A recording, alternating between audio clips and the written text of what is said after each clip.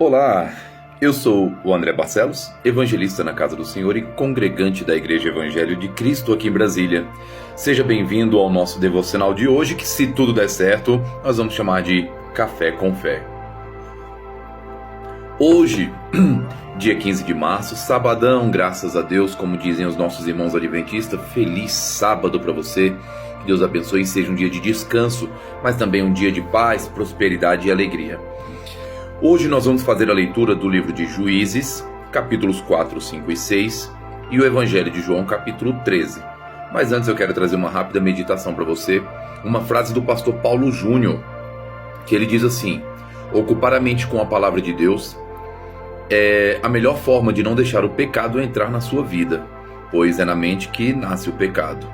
Tenho certeza que ele estava inspirado em Provérbios 4, 26, que diz: acima de todas as coisas guarda o teu coração, pois dele procedem as saídas da vida.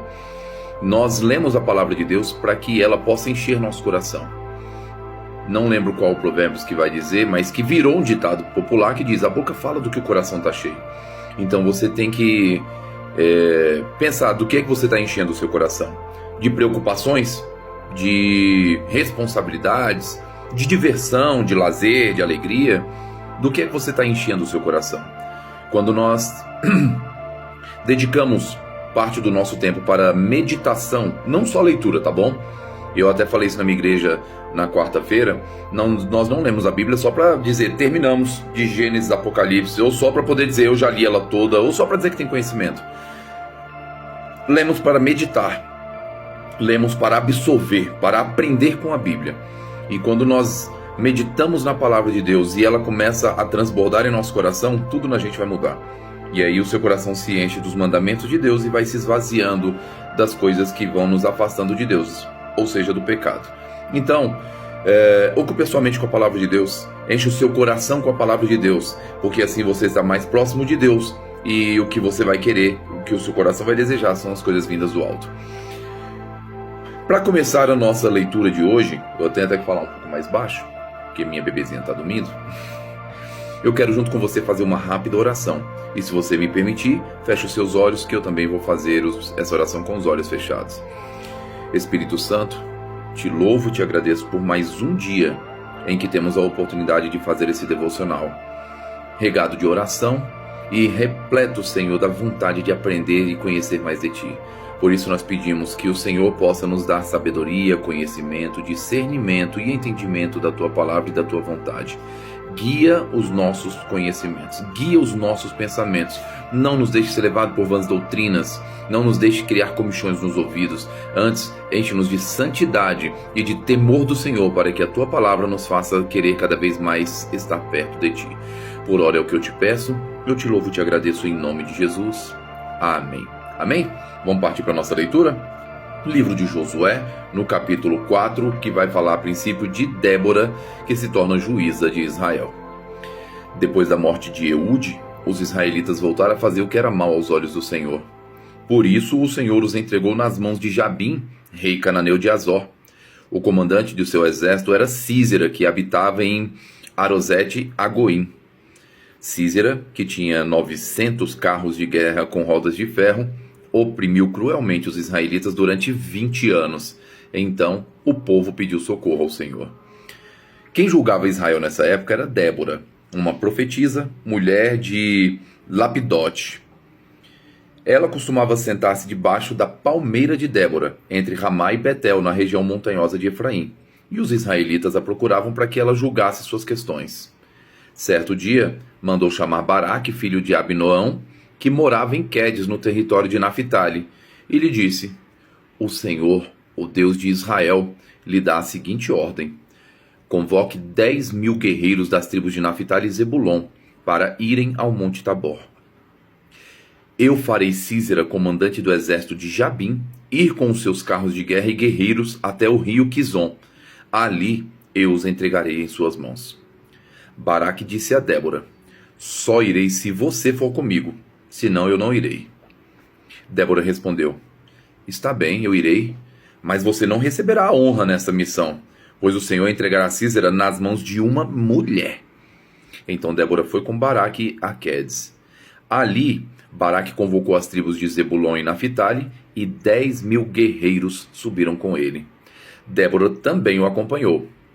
Éber, queneu descendente de Obabe, cunhado de Moisés, havia se separado dos outros membros de sua tribo e armado suas tendas junto ao carvalho de Zaanim, perto de Quedes. Quando disseram a Sísera que Baraque, filho de Abinoão, havia subido ao monte Tabor, ele mandou trazer os seus 900 carros de guerra com rodas de ferro e todos os seus guerreiros. E eles marcharam de Arosete e Agoim até o rio Quizon.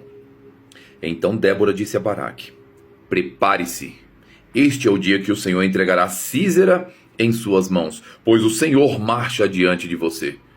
Baraque desceu à encosta do monte Tabor, à frente dos 10.000 guerreiros para combater. Quando Baraque atacou, o Senhor trouxe pânico sobre os carros de guerra e sobre os soldados de Sísera, que abandonou sua carruagem e fugiu a pé. Baraque perseguiu os carros de guerra e o exército inimigo até Arosete Agoim e matou todos os guerreiros de Sísera. Nenhum deles escapou. Enquanto isso, Sísera correu para a tenda de Jael, esposa de Éber, o queneu, pois havia paz entre a família de Éber e Jabim, rei de Azor. Jael saiu ao encontro de Sísera e disse: venha para minha tenda, Senhor. Entre, não tenha medo. Ele entrou na tenda de Jael e ela o cobriu com uma manta. Por favor, dê-me um pouco de água, disse ele. Estou com sede. Ela lhe deu leite de uma vasilha de couro e o cobriu novamente. Sísera disse a ela: fique à porta da tenda. Se alguém chegar e perguntar se há alguém aqui, diga que não. Mas quando Sísera, exausto, dormia um sono profundo, Jael, a esposa de Éber, se aproximou silenciosamente com um martelo e uma estaca de tenda na mão e atravessou o crânio dele com a estaca, que ficou presa no chão. Foi assim que Sísera morreu. Quando Baraque passou por lá à procura de Sísera, Jael saiu ao encontro e disse: venha, eu lhe mostrarei o homem que o Senhor está procurando. Ele a seguiu até a tenda, onde encontrou o cadáver de Sísera com o crânio atravessado pela estaca. Naquele dia, o povo de Israel viu Deus derrotar Jabim, o rei cananeu. Dali em diante, os israelitas se fortaleceram cada vez mais contra o rei Jabim, até que o eliminaram por completo. Capítulo 5. O cântico de Débora. Naquele dia, Débora e Baraque, filho de Abinoão, entoaram este cântico. Os líderes de Israel assumiram o comando, e o povo o seguiu de boa vontade. Louvem ao Senhor. Ouçam, ó reis, prestem atenção, governantes, pois eu cantarei ao Senhor. Sim, tocarei música para o Senhor, o Deus de Israel. Senhor, quando saíste de Seir e marchaste desde os campos de Edom, a terra tremeu e as nuvens do céu despejaram chuva. Os montes estremeceram na presença do Senhor, o Deus do monte Sinai, na presença do Senhor, o Deus de Israel. Nos dias de Sangar, filho de Anate, e nos dias de Jael, ninguém passava pelas estradas, e os viajantes tomavam caminhos tortuosos. Restavam poucos nos povoados de Israel, até que Débora se levantou como mãe para Israel. Quando Israel escolheu novos deuses, a guerra chegou às portas das cidades. Mas não se via um só escudo ou lança entre 40.000 guerreiros de Israel. Meu coração está com os comandantes de Israel, com aqueles que se ofereceram para lutar. Louvem o Senhor. Considerem estas coisas, vocês que montam em jumentas brancas, que se sentam em finas mantas, vocês que caminham pela estrada. Ouçam os músicos dos povoados, reunidos juntos aos bebedouros. Ali relatam as justas vitórias do Senhor, as justas vitórias de seus camponeses em Israel. Então todo o povo do Senhor desceu às portas da cidade. Desperta, Débora, desperte, desperte, desperte e entoie um cântico. Levante-se, Baraque, leve embora seus cativos, filhos de Abinoão.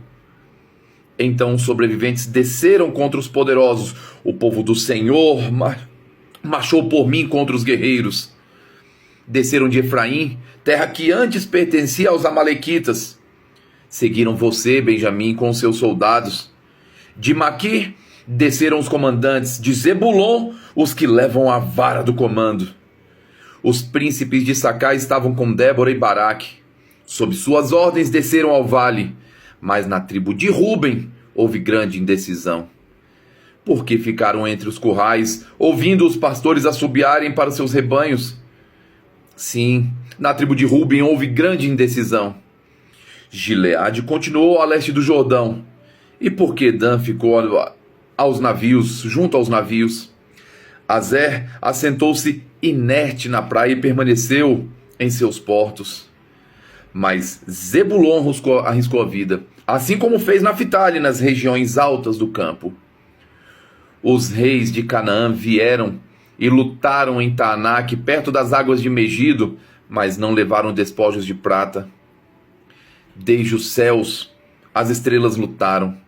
As estrelas, em suas órbitas, lutaram contra Císera. O rio Quizon os arrastou, o antigo ribeiro, o Quizon. Que eu marche adiante com coragem. Os cascos dos cavalos martelavam o chão. Galopavam seus poderosos cavalos de guerra.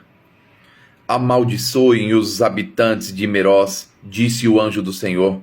Amaldiçoem duramente, pois não vieram ajudar o Senhor contra os fortes guerreiros. Jael, esposa de Eber, o queneu, é a mais abençoada entre as mulheres. Que ela seja a mais abençoada das mulheres que vivem em tendas. Císera lhe pediu água, e ela lhe deu leite. Numa vasilha digna de nobres, trouxe-lhe coalhada. Com a mão esquerda pegou uma estaca da tenda, com a direita o martelo do trabalhador. Com eles atacou Císera e esmagou sua cabeça. De um só golpe rachou e atravessou seu crânio. Ele se curvou, caiu e ali ficou estirado aos pés de Jael. E no lugar onde se curvou, ali caiu e morreu. Da janela, a mãe de Císera olhava para fora. Atrás da treliça da janela clamava: por que seu carro de guerra demora tanto? Por que não se ouve o som de suas carruagens? Suas acompanhantes mais sábias respondiam, e ela repetia essas palavras a si mesma. Devem estar repartindo os despojos que tomaram, 1 ou 2 moças para cada homem. Haverá túnicas coloridas para Císera, túnicas coloridas e bordadas. Sem dúvida, no despojo haverá túnicas coloridas e bordadas dos 2 lados. Senhor, que todos os teus inimigos assim sejam destruídos, mas aqueles que te amam, que se levantam como o sol com toda a sua força. Então houve paz na terra durante 40 anos. Devo corrigir porque na fala ela diz: os que te amam que se levantem como o sol com toda a sua força. Capítulo 6. Gideão se torna juiz de Israel. Os israelitas fizeram o que era mal aos olhos do Senhor. Por isso, o Senhor os entregou nas mãos dos midianitas durante 7 anos. Os midianitas eram tão cruéis que os israelitas fizeram para si esconderijos nas montanhas, nas cavernas e nas fortalezas. Sempre que os israelitas faziam um plantio, saqueadores de Midian, de Amaleque e dos outros povos do leste atacavam Israel, acampavam na terra e destruíam as plantações até Gaza. Levavam ovelhas, bois e jumentos e não deixavam coisa alguma para Israel comer. Esses bandos inimigos que vinham com seus rebanhos e tendas eram como uma praga de gafanhotos. Chegavam em camelos tão numerosos que era impossível contá-los e só partiam quando a terra estava desolada, devastada. Os midianitas reduziram Israel à mais absoluta pobreza e o povo pediu socorro ao Senhor. Quando os israelitas clamaram ao Senhor por causa de Midian, o Senhor lhes enviou um profeta que disse: assim diz o Senhor Deus de Israel: eu os tirei da escravidão do Egito. Eu os livrei dos egípcios e de todos os que os oprimiam. Expulsei seus inimigos e dei a vocês a terra deles. Eu disse a vocês, eu sou o Senhor seu Deus. Não adorem outros deuses, os deuses dos amorreus em cujas terras agora vocês vivem. Mas vocês não me deram ouvidos. Então o anjo do Senhor veio e sentou-se debaixo de um grande carvalho em Ofra, que pertencia a Joás, do clã de Abiezer. Gideão, filho de Joás, estava debulhando trigo no fundo de uma prensa de uvas, a fim de não ser descoberto pelos midianitas. O anjo do Senhor apareceu a Gideão e disse: O Senhor está com você, guerreiro corajoso. E Gideão respondeu: Meu Senhor, se o Senhor está conosco, por que aconteceu tudo isso? E onde estão os milagres que os nossos antepassados nos falaram? Acaso não disseram: O Senhor nos tirou do Egito? Agora, porém, o Senhor nos abandonou e nos entregou nas mãos dos midianitas. Então o Senhor se voltou para ele e disse: Vá com a força que você tem e liberte Israel dos midianitas. Sou eu quem o envia. Mas, Senhor, como posso libertar Israel? Perguntou Gideão. Meu clã é o mais fraco de toda a tribo de Manassés e eu sou o menos importante da minha família. Certamente estarei com você, disse o Senhor, e você destruirá os midianitas como se estivesse lutando contra um só homem. Gideão respondeu: Se de fato posso contar com a tua ajuda, dá-me um sinal de que é mesmo o Senhor quem fala comigo. Por favor, não vás embora até que eu te traga a minha oferta. Ele respondeu: Ficarei até que você volte. Gideão foi depressa para casa, cozinhou um cabrito e com cerca de 20 litros de farinha preparou pães sem fermento. Depois colocou a carne num cesto e o caldo numa panela e os levou para fora e os ofereceu ao anjo que estava debaixo da grande árvore.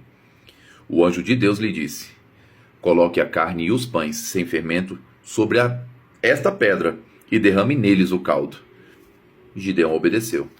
Então o anjo do Senhor tocou na carne e nos pães com a ponta da vara que estava em sua mão, e fogo subiu da pedra e consumiu tudo o que Gideão havia trazido, e o anjo do Senhor desapareceu. Quando Gideão percebeu que era o anjo do Senhor, exclamou: Ó soberano Senhor, estou perdido! Vi o anjo do Senhor face a face! Fique em paz, respondeu o Senhor. Não tenha medo, você não morrerá.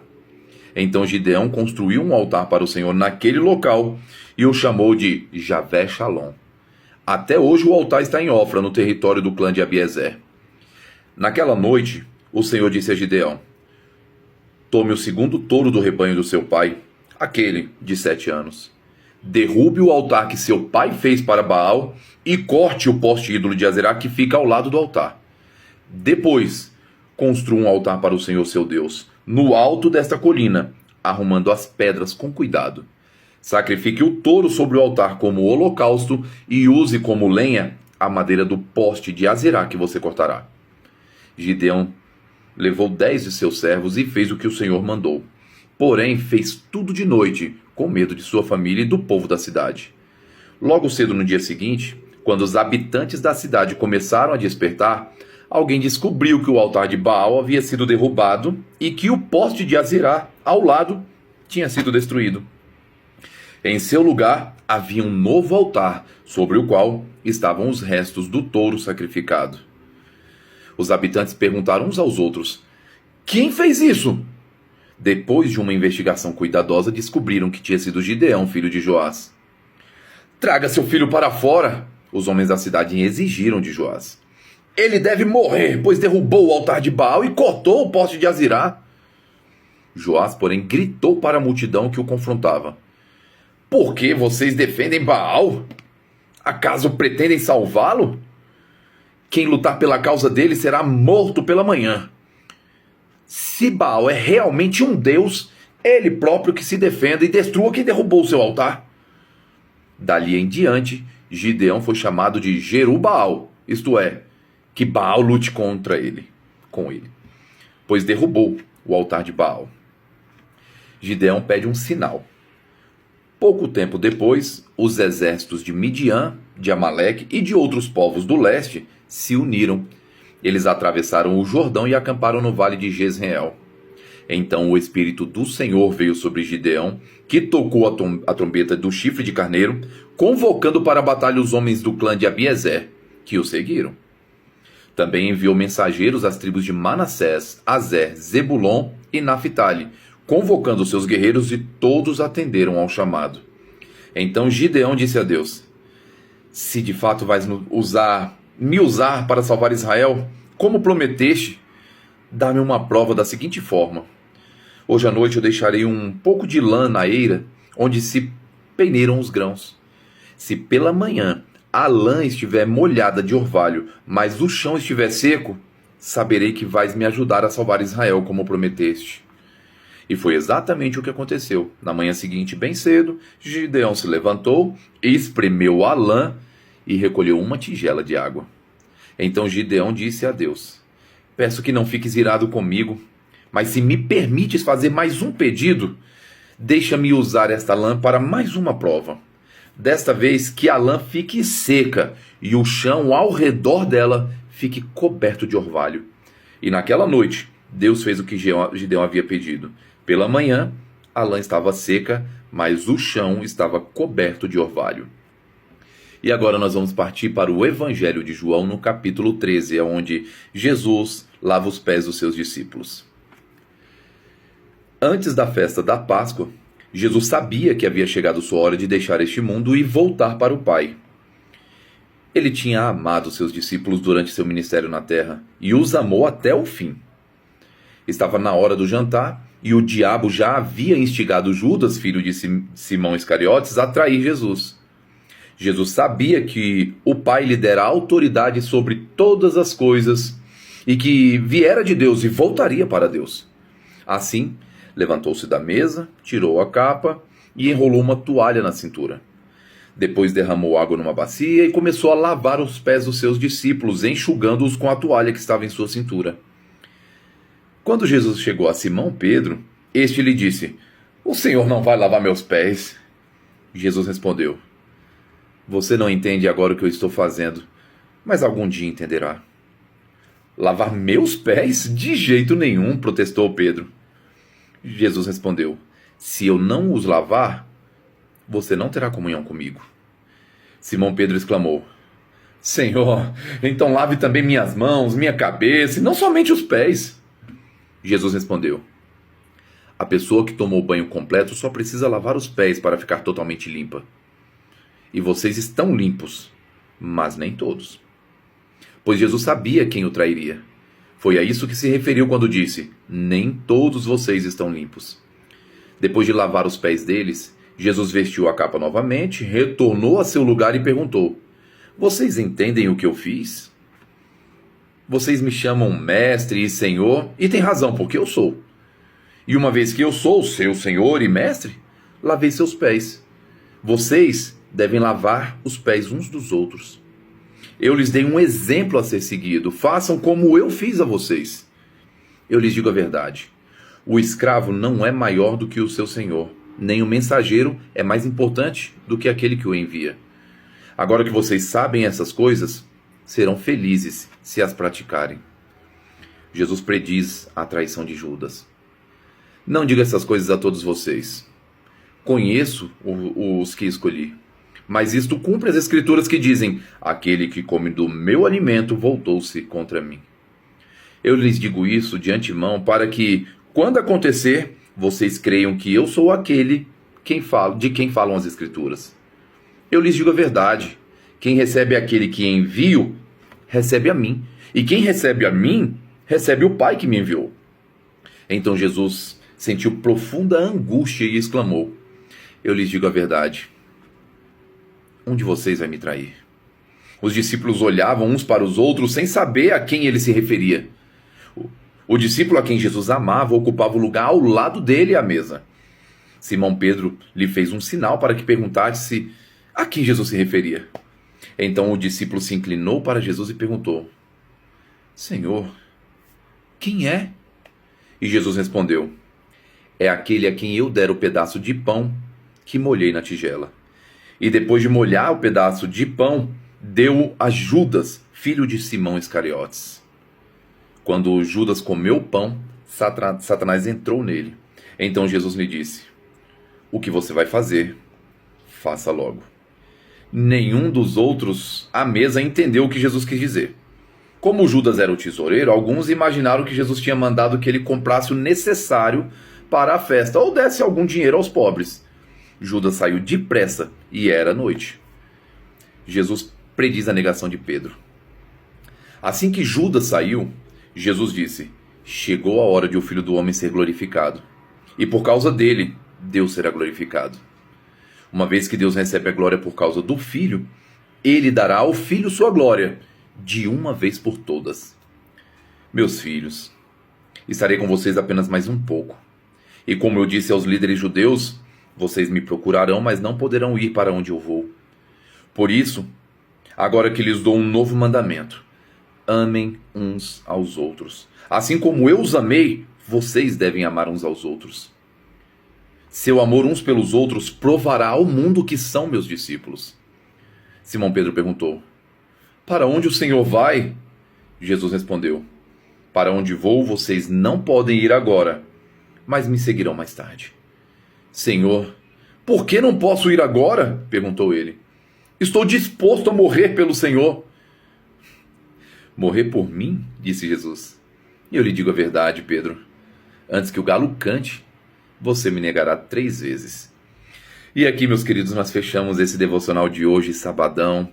Novamente eu desejo que Deus abençoe esse teu dia de sábado, que seja um dia de descanso. Se você estiver trabalhando, que Deus abençoe o teu trabalho, te prospere, te guarde, te ajude, te cubra e te abençoe em todas as áreas da sua vida. Queridos, muito obrigado por nos acompanhar nesse devocional. Espero que amanhã você esteja com a gente no nosso Café com Fé. E se você puder, eu não pedi lá no início, vou pedir agora no finalzinho. Deixa o seu like, tá bom? Se você estiver no YouTube, o like é aquele joinha. Se você estiver no TikTok, o like é o coraçãozinho.